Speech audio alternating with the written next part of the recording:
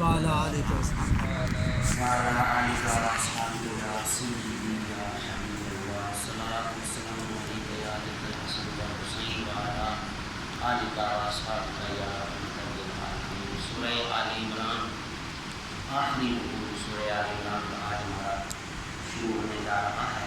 11 رکوع سے پڑھے گا. 2 آیات میں نبی آپ کے سامنے تلاوت کی ہیں. ان آیات کا ترجمہ سماعت فرمائیں. اللہ کا قرآن کہتا ہے ان فی خلق السماوات والارض، بے شک آسمان اور زمین کے پیدا کرنے میں، واختلاف اللیل والنہار، رات اور دن کے بدلنے میں، لآیات لأولی الالباب، عقل والوں کے لیے اس میں بہت زیادہ نشانیاں ہیں. رات اور دن کے بدلنے میں، زمین و آسمان میں عقل والوں کے لیے بہت سی نشانیاں ہیں. اگلی آیت مبارکہ اس لیے میں نے پڑھی ہے. قرآن بیان کر رہا ہے عقل والے کون ہیں. عقل والے کون ہے؟ قرآن کے مطابق میں کہتا ہوں میں بڑا عقل والا ہوں. آپ احباب کا خیال ہے کہ ہم بڑے عقل والے ہیں. قرآن کن کو عقل والا کہہ رہا ہے؟ قرآن کہتا ہے عقل والوں کی نشانی یہ ہے الذین یذکرون اللہ، وہ اللہ کا ذکر کرنے والے ہیں. اللہ کا ذکر کرتا ذکر کرنے والے ہیں. کس طرح؟ قیامًا وقعودًا وعلی جنوبہم، کھڑے ہو کر، بیٹھ کر اور پہلوؤں میں لیٹ کر بھی اللہ کا ذکر کرنے والے ہیں. یہ عقل والوں کی نشانی قرآن بیان کر رہا ہے. اس کے بعد خالق کائنات فرما رہا ہے وَيَتَفَكَّرُونَ فِي خَلْقِ السَّمَاوَاتِ وَالْأَرْضِ، اور غور کرتے ہیں آسمان اور زمین کی پیدائش میں، اور کہتے ہیں ربنا ما خلقت ھذا باطلا، اے ہمارے رب تو نے کوئی چیز بھی بیکار پیدا کی نہیں. اے ہمارے رب ربنا ما خلقت ھذا باطلا، کوئی چیز باطل نہیں پیدا کی، کوئی چیز بیکار نہیں پیدا کی، کوئی چیز فضول نہیں پیدا کی. سبحانک، ساری پاکیزگیاں تیرے لیے ہیں. فقنا عذاب النار، اے میرے مالک ہمیں عذاب سے محفوظ رکھنا. تفسیر مظہری قاضی ثناء اللہ پانی پتی رحمہ اللہ تعالی، آپ نے ایک بڑی پیاری بات لکھی ہے اس آیت کریمہ کے ضمن میں. حضرت مولا مشکل کشا کا فرمان بالکل. حضرت علی شیر خدا، غور و فکر کے بارے میں کہا گیا ہے کہ رب کی بنائی ہوئی چیزوں میں غور و فکر کرو کہ رب نے ہر چیز کتنی خوبصورت بنائی ہے. ہر چیز کتنی خوبصورتی سے رب نے ترتیب دی ہے. زمین و آسمان اللہ تبارک و تعالیٰ نے کتنی خوبصورتی کے ساتھ بنائے ہیں.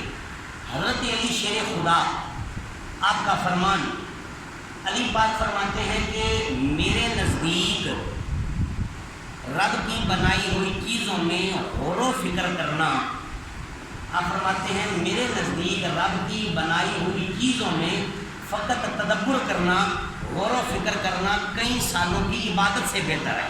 سبحان اللہ. کئی سال کی عبادت سے. اور بلکہ ایک حدیث مبارکہ چلے ساتھ، حضرت سید عائشہ صدیقہ پاکہ فرماتی ہیں میں نے نبی کریم صلی اللہ تعالیٰ علیہ وآلہ وسلم سے سنا، میرے آقا نے فرمایا مجھے ان لوگوں پر افسوس ہوتا ہے جو رب کی بنائی ہوئی چیزوں پر غور و فکر نہیں کرتے.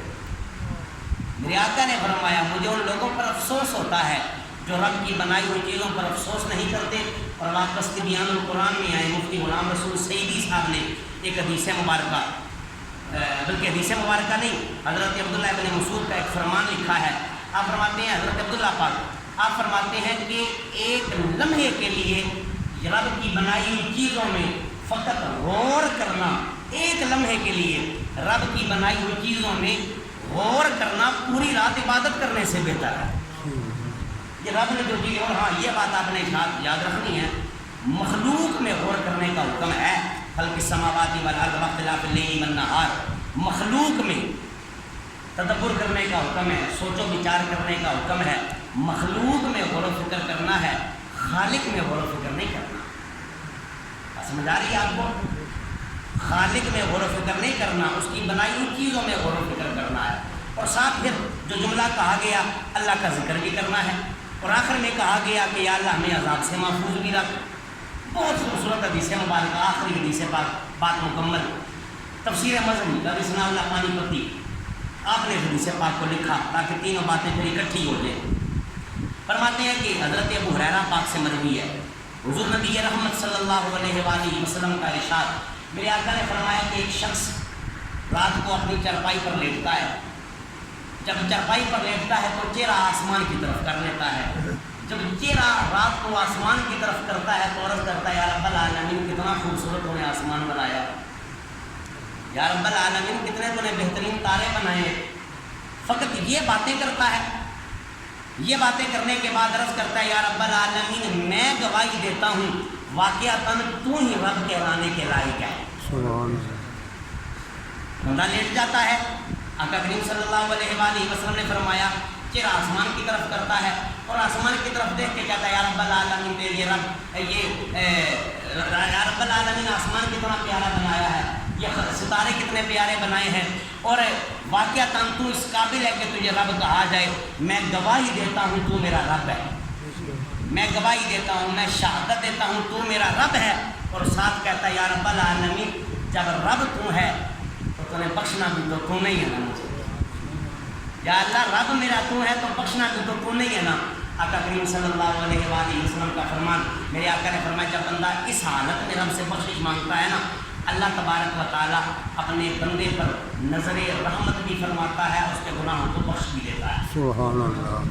بس کرنا کیا ہے، رب کی بنائی ہوئی چیزوں میں غور و فکر کرنا ہے، یاد اور میرا کمال ہے، رب کی بنائی ہوئی چیزوں میں تدبر کرنا ہے، یا رب العالمین تو نے کتنی خوبصورت یہ دنیا بنائی، کتنا خوبصورت یہ جہان بنایا ہے، کتنا بہترین یہ تو نے دنیا کا نظام چلایا ہے، سردیوں میں آ کے راتیں چھوٹی ہو جائے، راتیں بڑی ہو جایا کرتی ہیں، دن چھوٹے ہو جایا کرتے ہیں، راتیں بڑی ہو جایا کرتی ہیں، میرے مالک یہ سارا بنایا ہوا نظام مالک تیرا ہی ہے، تو اس کو چلا سکتا ہے، الہ العالمین میں تیرا شکر کرتا ہوں، اور یا رب العالمین تیرے سے اپنے گناہوں کی معافی بھی مانگتا ہوں۔